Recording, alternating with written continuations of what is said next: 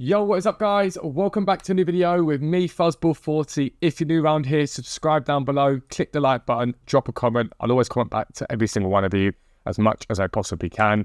If you want to get involved in our Pokemon journey, watch how we build our collections up. Basically, everything and every bit of advice we give you in this video, or any videos, can really be applied across the whole sort of collectibles market. So if you want to get involved in doing that sort of thing for yourself and have a real tangible collection that you can hold and have for the rest of your life if you want to, then make sure you get involved. But a lot of people have been asking me how I got back into Pokemon and how they can get into Pokemon, what they can do, what they should do, what they shouldn't do. So I want to basically give you what I've learned since I've come back into the space and got back into collecting stuff again, give you the goods and the bads, and how I would set out basically how you collect. Now, there is not a one-size-fits-all approach. You are allowed to enjoy Pokemon or sports cards or Yu-Gi-Oh cards, whatever it is you collect, you're allowed to enjoy it in whatever way you want. It is your choice, it's your journey, your collection. So don't let anyone tell you you've got to do it a set way, because that's not true at all. So we're going to get into it. I'm going to talk about different things to think about from the Pokemon side of things. I'll be right back. So the first thing that I want to talk to you guys about, that I sort of didn't think about at the beginning, but you really should think about, is what language do you want to collect? Sounds really bizarre, sounds really stupid, but obviously Pokemon is a worldwide phenomenon. Everyone knows what Pokemon is pretty much in every single country. And Pokemon prints in multiple different languages. Now, the most popular of these tend to be obviously English, Japanese, and Korean. Simplified Chinese is probably getting there, but I don't think it'll ever be that popular. And obviously, if you're from France or from Germany or whatever, you'll have region-specific language cards for you guys. But most people, the vast majority of people, collect those three countries. Now, the cheapest tends to be Korean. They tend to be the cheapest cards that you can buy. It does fluctuate a little bit. Then it's Japanese, and obviously English is the most expensive because it's got the biggest sort of reach of people that are going to want those cards, because it's the most widely spoken language in the world. Now, Korean's cheapest, tends to be cheapest. Japanese is second cheapest. English the most expensive. What does that mean? Well, it means that if you were to collect Korean or Japanese cards, you get a lot more for your money. They're the exact same card. Nothing really changes. And in fact, there are certain cards in Japan that are very, very expensive cards that never came out in the UK. Pretty much everything you see in the UK or in English cards has come out in Japanese before that. The Japanese quality tends to be better. It tends to be much, much better than the English cards, in my opinion. However, myself personally, I collect English cards. Now, that's not to say there won't be a couple of Japanese cards in my collection. My Grail card is one of the Charizard XY art book cards. I love that card. I want it at PSA 10. Jamie can put it on screen now for you. He overlays it for you. That's one of the cards that I really, really want. I'm going to get it very soon. But I am an English collector because I just prefer them for a multitude of reasons. The first, I can understand them. It's always a good place to start, realistically. The second is they hold their value better. I'm a collector, but I also invest, and I also like to make sure my collection doesn't get devalued. If worse comes to worse and something dramatic happens in my life, I can sell off my cards. I can say, okay, cool, let me liquidate and reassess where I'm at, basically. The Japanese market used to be really high, but it dipped off quite heavily. So that's the first place to start if I were you guys. It's the language you want to collect. You might want to collect all three of them. You might want to collect one of them. You might want to collect two of them. But I would start there as a starting point and build your collection around that, because it's a lot easier, to, in my opinion, to then branch out into what elements of Pokemon cards you want to collect. So we'll get into that now. All right, so we are on Justin Basil. It's one of multitude of Pokemon websites out there for you guys to get knowledge from, but I really like it for the visual set list. They're really, really nice. But I've got this up for a reason for you guys, and I'll explain why. I like to look at Pokemon cards in numerous different ways in terms of the method of collecting them, okay? Every couple of months or so, Pokemon Company will bring out a set, basically. It's a set of cards, and they'll name it. This one here is Scarlet and Violet 151. I've got the master set of it. And what will happen is in that set, some amazing cards will drop. Some not so amazing cards will drop, in my personal opinion. It's not in this set, my favourite set ever. But loads of people will have different opinions on them, okay? Myself, I tend to be a master set collector. That means that I have every single card from this set in both its normal variant and reverse holo. So normal is just be like this. Reverse holo is all lit up on this. Most of you that watch this video will know what that means. But in the normal and reverse holo variant, I've got every single card. I've got every single promo card that comes in this set. I've got every single art card, or every single card possible, okay? It's just a beautiful set. I like to collect master sets. So that's what I tend to do. I tend to find the set I like, collect the whole set, put it into a binder, finish that set off, move on to the next one, okay? It's not only what I do, but it's the main thing that I do. A lot of people do that. They collect master sets. However, some people don't do that. And some people have specific Pokemon that they like. Or it could be sports cards, specific footballers or NFL players they like. And those people will tend to collect those cards. So, for example, there's Charizard here, full art Charizard from 151. And then you've got Special Illustration Charizard from 151. And then from an old set, Hidden Fates, you've got an amazing shiny Charizard. Some people will collect that card. And some people just specifically collect the type of cards that they like. And they just go, right, I like Charizard, I like Togepi, I like Bulbasaur, I'm going to collect those cards. So that's another way of doing it. There's nothing wrong with that. It's not right, it's not wrong. It's your choice. It's whatever you enjoy. Other people don't like specific Pokemon. They like looking at specific arts, okay? And they think this card's a really cool looking card. So this Greninja here is new card from Twilight Masquerade. Most of you watching this video that know Pokemon know about this card, but if you don't, one of the most hyped cards at the moment. It's a beautiful art card. Everybody loves it. It's very expensive. But some people just go, no, I like specific arts or specific cards, so I go and buy them. And that's what they do. So they'll see a new set come out and go, right, I really like that Greninja from that set. I like the Grouded from that set. And I like, I don't know, the Blastoise from that set. Whatever Pokemon it is they like. I like those cards from that set. And that's all they'll do. And then there's a choice beyond that as to whether you keep your cards raw or you get your cards graded, okay? And again, there's no right or wrong answer to this in any way, shape or form. This Greninja is, you can get it for about 180, 200, basically gradable. Sometimes you get a bit cheaper than that, sometimes a bit more, depends on where you buy from, which we'll talk in a minute. Buying the cards is vitally important. But graded, it's like 3 times that value. It costs a lot more than that because it's hard to grade. And in a PSA 10, it's worth more. So you might pack this card and you might want to get it graded. It gets a 10 and you've made a huge amount of profit. Great, fantastic. But that's what some people like to do. They like to collect graded cards. I am a master set collector mainly. Jamie, who you'll meet on the channel, he is much more of a graded cards collector. Doesn't mean we don't deviate into each side. I've got some graded cards that I like. He's got some master sets that he likes. But we do choose more to lean one way or the other, basically. Now, does that mean you've got to select what you want to do? No, of course not. You can choose to do what the hell you want to do. However you want to collect is however you want to collect. But I would just make sure that there's one important thing that you don't do, and that's FOMO. Never, ever FOMO on Pokemon, okay? It's always better to spend more on a card, in my opinion, than it is to hope it comes down and then get stung because you've lost a lot of money on a card, because this doesn't put people in a very good mood, basically. Now, people aren't going to like me saying that because they're going to be like, you should collect for the love of it. Okay, that's true. That is true to a certain degree, but it's not all of it. And if you want to keep yourself going in this hobby without throwing tons of money into it, the last thing you want to do is lose money on cards. That's vitally important. So I just bear that in mind when it comes down to buying cards. Don't FOMO and rush into buying one because you think it's suddenly going to shoot up in value, because a lot of the time they don't. And sometimes when they do, they'll drop that down again because it's just a bit of hype or a bit of buy-in from people panicking and buying into a card that helps it go up in value, okay? So there's multiple ways to collect. There's so many ways to collect. One vital piece of advice I can give you guys, do not chase cards, okay?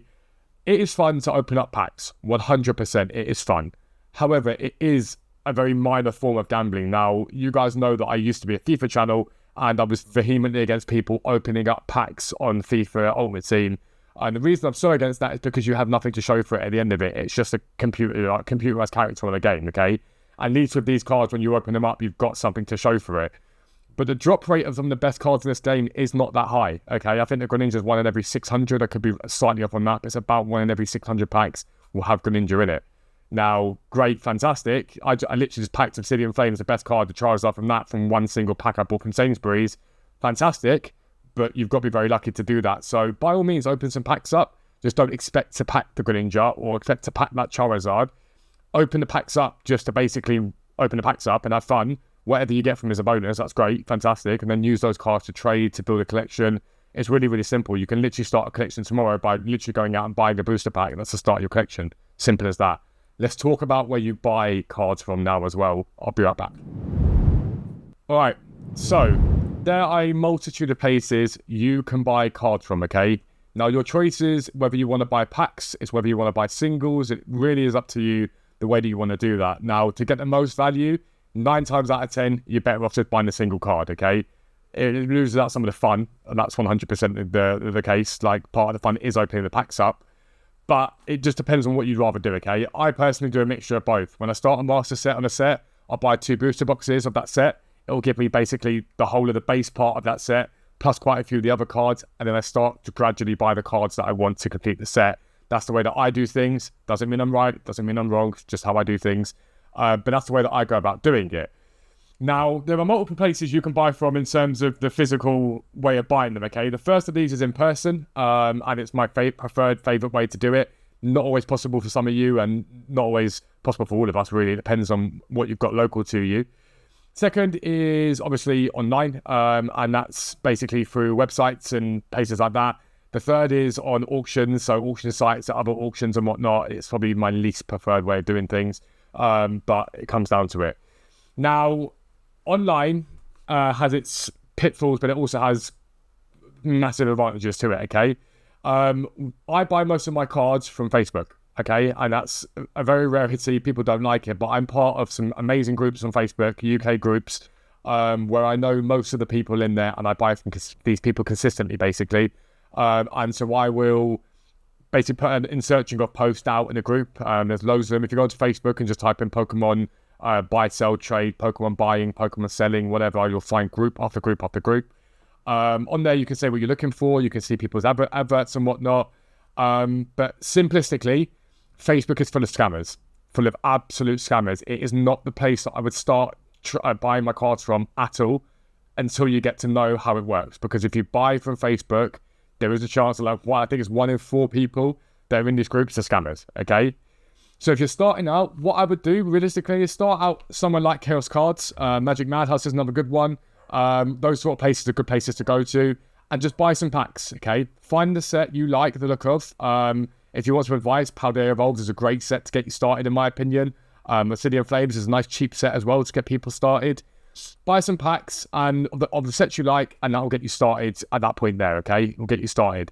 If you're buying single cards, a bit more difficult. I probably would use eBay at that point, but we'll talk about that in a second. Start there and then build a collection up from there, okay? Now, if you're going to buy on Facebook, basic bit of advice to you. The person that messages you and says, yes, I've got that card available, or the person that puts the post out and says, I've got these cards available, click on their profile, okay? It will tell you when they joined that specific group that you are in. If that person's got 4 friends and joined the group 3 days ago, the chances are they're a scammer. Doesn't guarantee it, just a very, very high possibility that they are a scammer, okay? If they've been there for 2 years, if they've got other posts you can see, because it lets you scroll down on the feed and whatnot, then chances are they're all right. If you're ever in doubt, just put a post out onto the group and say, listen, I'm thinking about buying off of X person. Can anybody vouch for them? And people will come along and say, yep, I bought from them before, they're great. Or they'll say, no, I just had a look, their page looks very scammery, so I would stay away from them, okay? Really, really simple bit of way to get around being scammed on Facebook. It's not ideal. What happened to me was I met people on Facebook. This is not paid for at all. There's a website called Javos. There's a guy that's on one of the Facebook groups I'm on. He's great. He sells cards. He's really reliable, good prices, really consistent. So I cut people like this are perfect people for me. I meet them online. They sell the cards that I like. They've got their own websites. I can buy directly from them, get really good deals on them. And normally you can talk to these people as well and be like, hey, can you do a deal? I want to buy 50 cards. And they're like, yeah, cool, I'll do it. Not saying I buy 50 at a time, but that's that. There is one place that I never buy from, and that is Amazon, okay? I never buy from Amazon. Now, there are people that swear by Amazon and say it's a great place to buy. I don't like it. I've been done a few times. Amazon are really good when you buy from Amazon and you get scammed. 9 times out of 10, they will just give you a refund.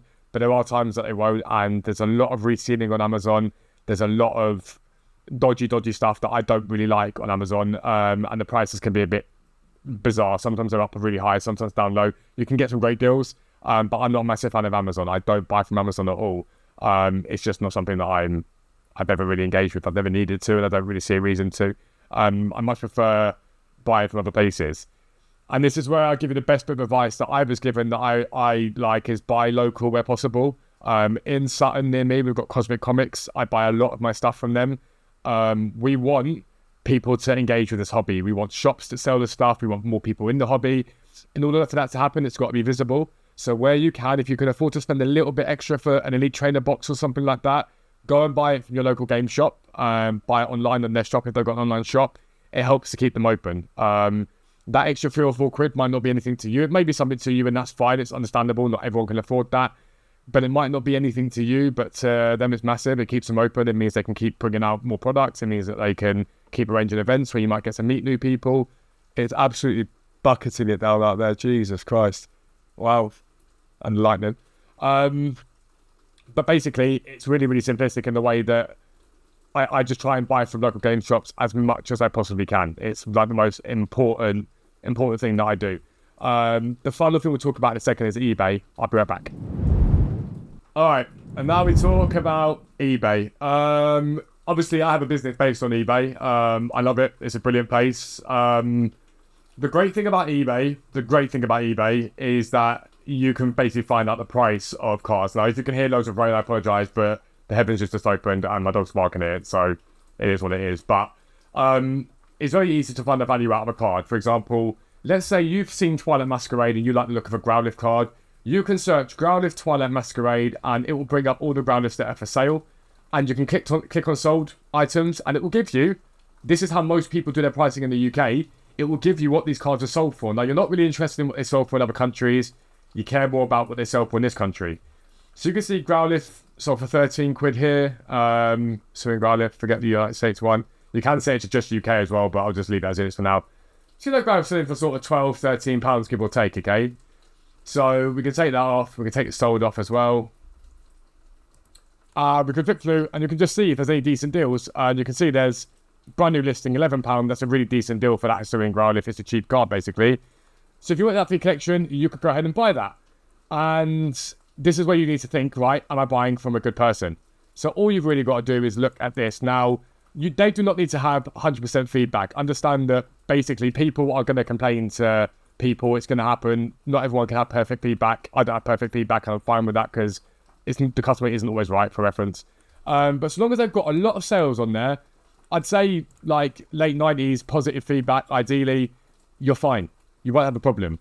I'd have alarm bells ringing if they've got 1 or 2 sales and next to nothing on there.